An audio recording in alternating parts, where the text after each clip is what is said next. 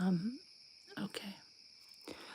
Um, First, I want to say I just realized it's happy birthday, Bucky. It's your birthday. Happy birthday.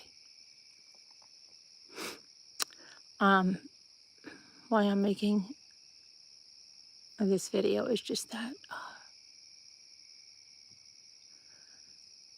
I think when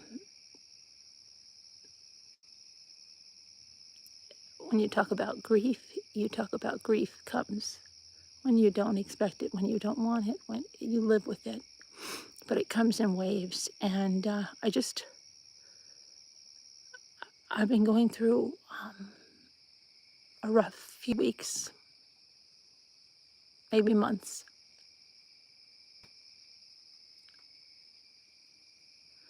But I suck it up every day and I go on. And I end up immersing myself in daily life. Now it's raining. This is very apropos, isn't it? And helping people. And in fact, sometimes I devote so much of my time to help other people that I'm neglecting things that I need to do for myself. And so anyway, today I tried to tie up some loose ends with shipping and billing and all the stuff that's been there. And I just feel like I'm getting up, doing that, looking at the clock, saying I've got so many minutes to get a walk in. And it's rained almost every time I take a walk, and this is no exception because it's raining right now. So I go to take a walk, and when I got a quarter of the way around, well, I talked to my son first, got off the phone with him, and then it just hit me. And I just started crying. And I said, well, it's okay, Carolyn. You can cry. You're not going to run into anyone, right? So I was crying pretty hard. And what happens? Some guy is in the road. And I'm like, oh my gosh, okay, well, at least he's not somebody that lives here on the lake. He looks like this guy that takes a walk. Well, he stops me and says, can I ask you a question? I am like, are you kidding me? Because I have tears streaming down my cheeks. I'm wiping them away. I put my reading glasses on to try to disguise my eyes. And he says, do you know who this cat belongs to? Well, I haven't seen that cat in a week. I thought that cat, I don't know what happened to it. And I said, oh my gosh, is it like a tabby cat with white paws? And he said, yes. And I said, well, that cat followed me around. And he said, yeah, it's not a feral cat. And I don't know who it belongs to. And he was, talking. He said, I would go knock on this woman's door. Now that's one of my neighbors. And he said, but I don't know her. I said, well, you can knock on that door. She'll be fine. And she has like a cat sanctuary. I was thinking it was her cat. Okay, so I'm thinking like, okay, this guy doesn't really know me that well. Oh, comes another car. I'm like, oh, you've got to be kidding. Now, the car that's coming are people that know me very well, okay? Have known me since I've been, like 13 years old. And they are the parents of a very famous actress. And they pull up, and the father says, hey, how's it going? And I try to do what I did with this other guy. I tried not to really look at them too much. And they said they were worried about the cat, and she was going to go knock on the door of this lady and see if she could find out who it is. So then he says to me, you look great. And I said, oh, I just had a good cry. And they said, why, what's wrong? Can we do something? I said, no, just grief. And I just said, I miss my son. And they said, nothing, because there's nothing you can say. There's nothing you can say. And so they pulled up to knock on the door. Now another car comes by. I'm like, what is the chance of this, right? And these are my other neighbors that I know really well. And of course, they stop the car. And they say, we found out where that cat belongs. it's a house down here, and don't feed the cat, this and that, right? I said, okay, are you sure? Yeah, this cat belongs there. So then I go down to tell the other people in the car the cat belongs there. And I asked them some questions about how long they're up for, blah, blah, blah, blah, blah, some small talk.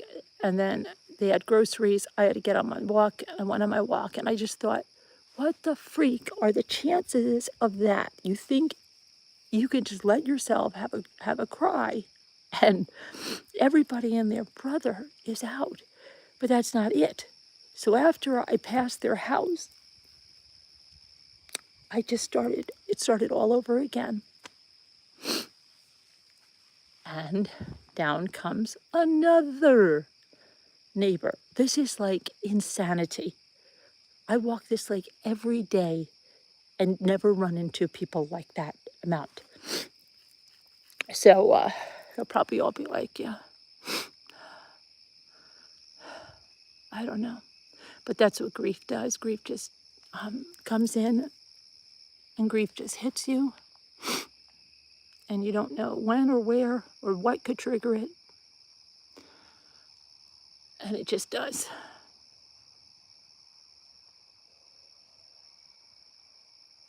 And it still is. It still is. And I can't tell you what's triggering it. Sometimes I can tell you what's triggering it. And sometimes you can't even tell anybody what's triggering it, because you'll knock them out of a conversation, because it might be people you're friends with, and they might be talking about something that seems harmless, but it makes you remember your child, makes you remember someone you've lost, and you just can't, you have to unplug from it.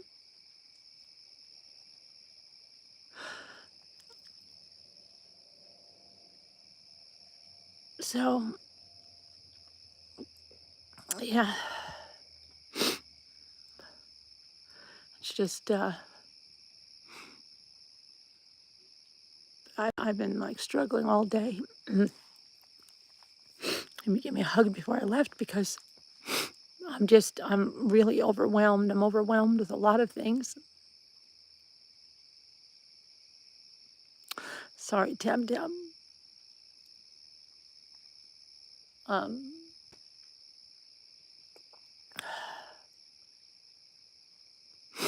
and I've got to take some time and do the things that I need to do, because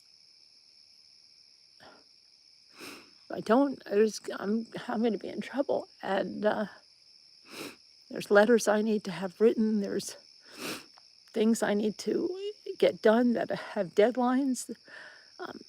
There's so many things every day I say, I'm going to do that, we're going to do that. And then I just become overwhelmed, but then I dive in helping somebody else, and I don't know. It's just,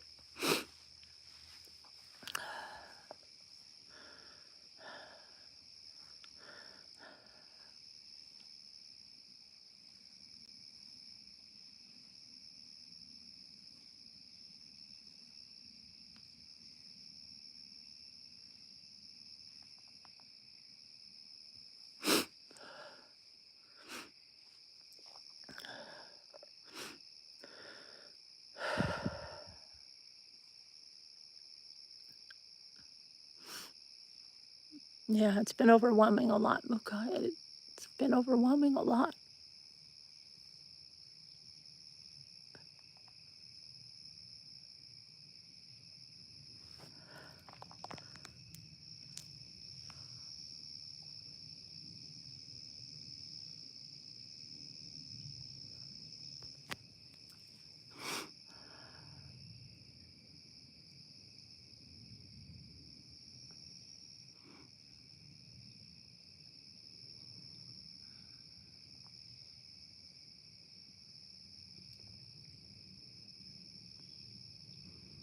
Anyway, so I obviously didn't go to Pennsylvania today, and they obviously caught the guy.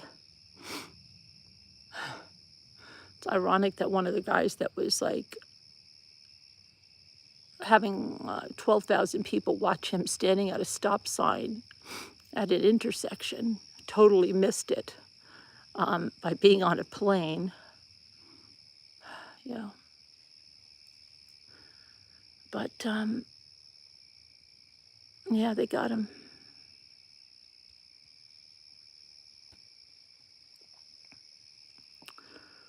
And what was I going to say? Brian Kohlberger had a hearing today, and the defense doesn't want cameras in the courtroom, and the prosecution is kind of agreeing with that now too. But Kaylee Gonsalves' family and Xana Cornelo's family wants cameras in the courtrooms.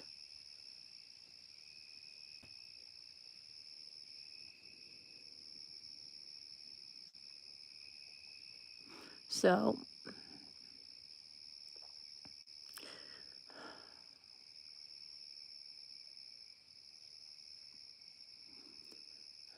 and then while I was doing stuff, I was listening to the lawyer for Kevin Franke.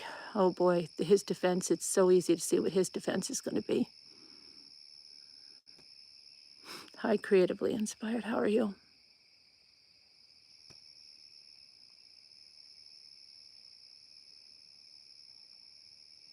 So now about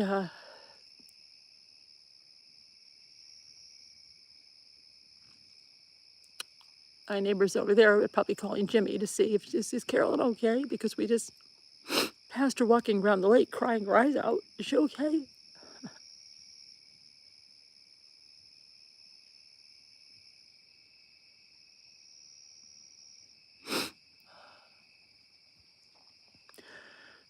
Oh my gosh. Just wanted to disappear into the road. I mean, it was like, I could not believe. I don't do that. I don't walk around the lake crying.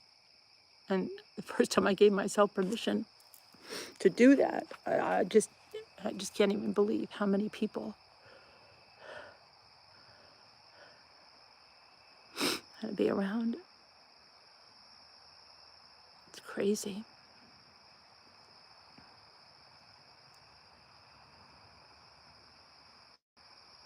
And then I had a friend that I've known from a pregnancy group with Ethan and Luke. She sent me a message on Facebook, because about 90 of us have kept in touch throughout the years. And she said, Carolyn, I know this is, I don't even know, this might be a weird thing, but my sister just lost her son, 5-year-old son. And I don't know what to say. I don't know what to do. And I just thought of you. I thought of you, and I thought maybe she could talk to you, because she's really having a hard time. So I said, sure, sure. And I connected up with her.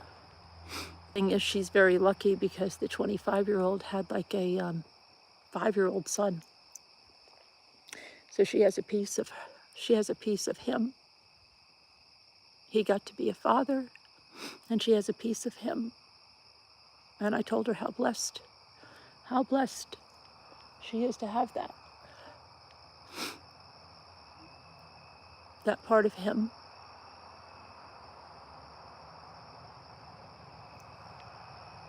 And then he had the chance to be a dad.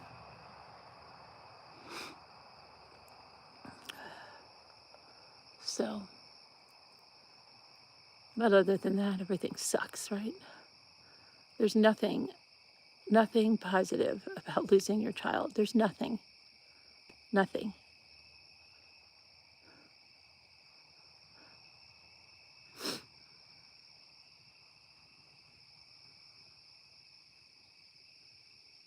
Nobody wants to hear they're in a better place. Nobody wants to hear God needed an angel. Well, nobody wants to hear that.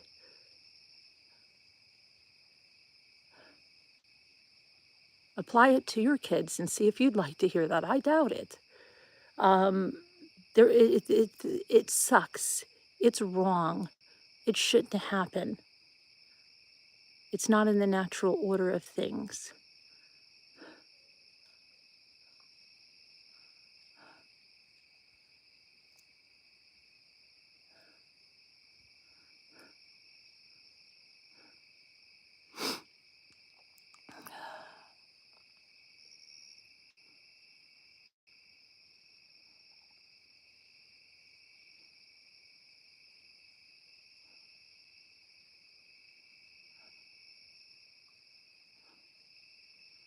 Don't ever tell that.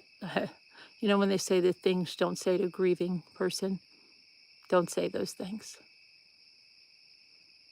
And it's really best sometimes people say, I don't know what to say. You don't have to say anything. You don't have to say anything. Maybe you just have to listen. Maybe you just have to sit there. Maybe you just have to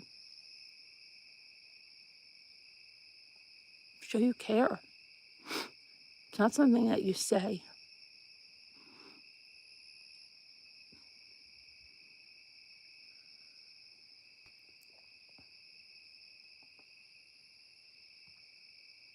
Maybe sometimes it's things you don't say, you know.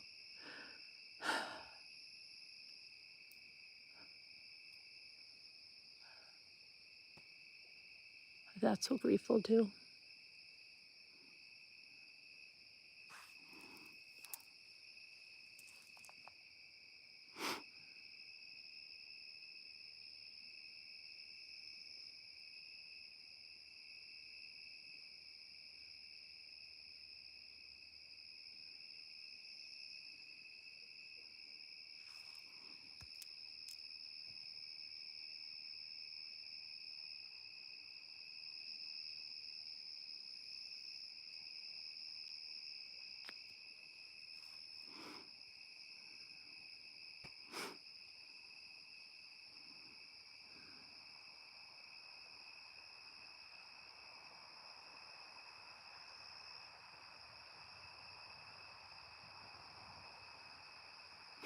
Anyway, I shared a video too that I was sent. It's about the harassment of the Rusaks as well, because that has started again in earnest, you know, because it brings in views and it brings in money and it brings in all kinds of things, okay? Yeah. And that's why when people say, well, why did you start doing the Chris Watts rewind? The reason I started doing some Chris Watts rewind is because there are people out there spreading false information about the case. And I saw something, okay, that said, the person said that Tammy Lee and Graham Coder knew before Chris told them that the children were in the oil batteries and that they were out at Survey 319. And they said this, this is ridiculous, because they don't know anything about the case other than conspiracy and lies. And they're watching an interview that they apparently don't understand. And when Tammy Lee came back with the photo of Survey 319, they actually told the people watching that Tammy Lee brought that in because she knew the kids were there before Chris told them. And I just have to say, if you're watching or wanting to learn facts from a case from a person that's telling you that, they don't know their arse from their elbow, and they certainly don't know that case, and they certainly don't know the facts, because that is not what happened. She got the picture because he told her about Survey 319. And then she got the picture. And if anybody continued to watch the interview, as he sat with a pen and she asked, "Where are they?" They did not know. And the shock when they found out the girls were in the oil batteries. And it amazes me how many people say they know this case inside and out, will sit and listen to garbage lies like that, and conspiracy about the family getting 700,000 from some settlement, another 200,000 here, another 300,000 here, another 400. But these people received millions and millions in payouts, is what they're saying. Okay? First of all, it's not true. And they know it's not true. You don't get paid for going on Dr. Phil. You'll get a ride to the studio. You may, if they want to fly you out, they may fly you out and put your hotel expenses. But anybody that knows the case knows they didn't fly out to California, knows that Dr. Phil flew in. Okay? And this huge payout for a Netflix documentary? Okay, you're wrong about that too, but you know what? It just amazes me. Absolutely amazes me how many people would rather believe lies than the truth. And the video that I shared shows just how this is starting all over again.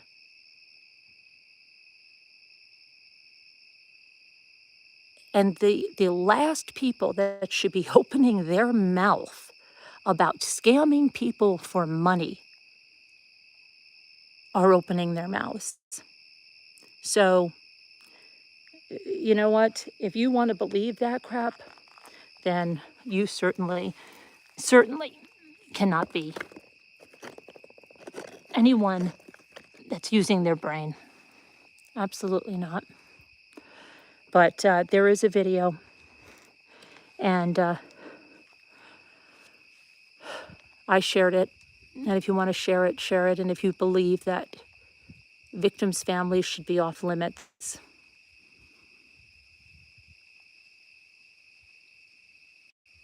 and exploiting cases with conspiracy, and that's all so many of these channels do.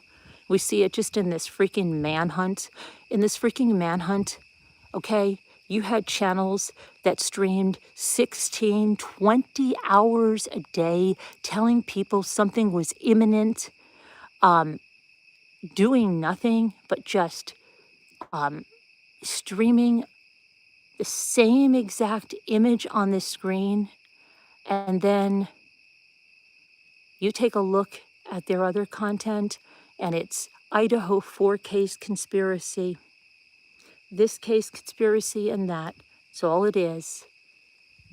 And it's what gives true crime creators that care a bad name because of people like this that do nothing but exploit. And it's those people that get these audiences that sit there and buy this stuff, buy these lies, those parents that call in and all that stuff for the Idaho 4. It's going to happen all over again as soon as that goes to trial. With every hearing it happens, it's disgusting. It's so disgusting.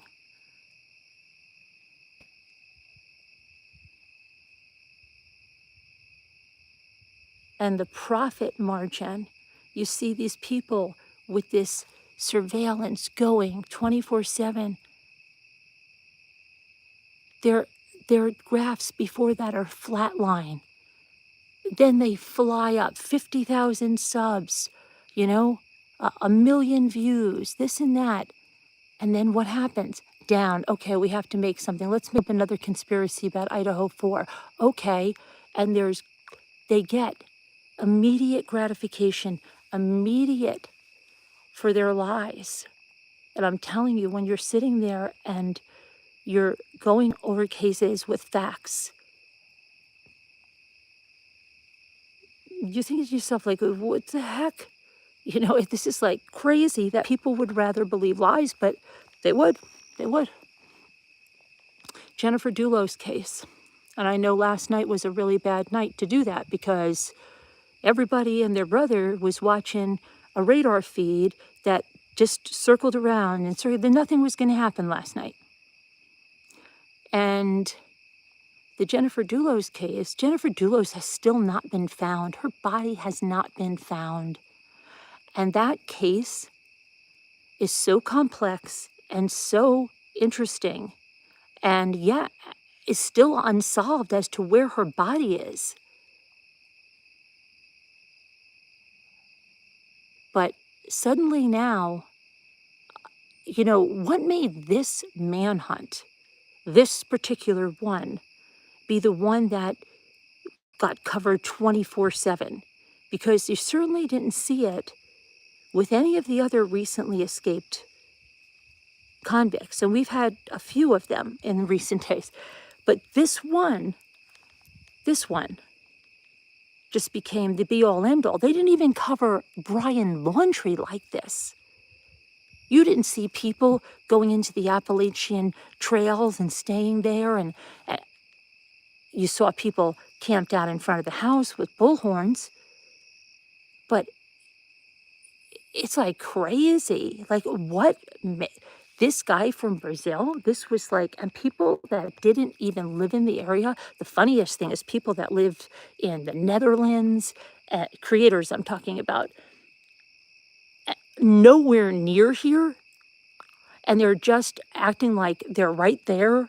Oh, we're zeroing in on this person, and it's like, what? You're in the freaking Netherlands. You're in the freaking UK. You're in freaking Ireland. You're in Australia. What the hell? When did this become like this guy? You would act like it was, who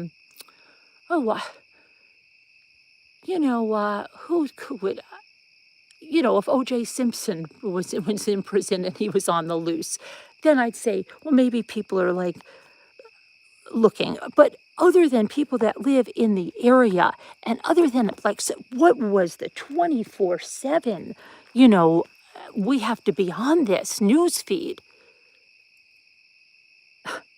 I don't get it. I don't get it. I don't get it. I don't get it. But I'm going to go in. We are going to have a sale tonight, and I think I am going to continue with Jennifer Dulos tonight. I may do some headlines before that, depending on what. I mean, there's a little bit of the Koberger case. There's a little bit of Ruby Franke that's come out with her husband's lawyer, and I see where they're going with their defense. And some of that I want to cover. But I really do want to get back into Jennifer Dulos because you guys a lot of you don't know this case. And we haven't even uncovered what Kent Mawhinney, the attorney, the friend of Dulos, had planned. And the reason that these three were together in this, and it's just, his wife is so lucky, Mawhinney's wife. But we'll see. Anyway, I will see you guys later. It's getting dark and I'm going to go inside. All right. I love you guys. God bless. Prayers. We'll see you tomorrow. I'll see you later. Bye.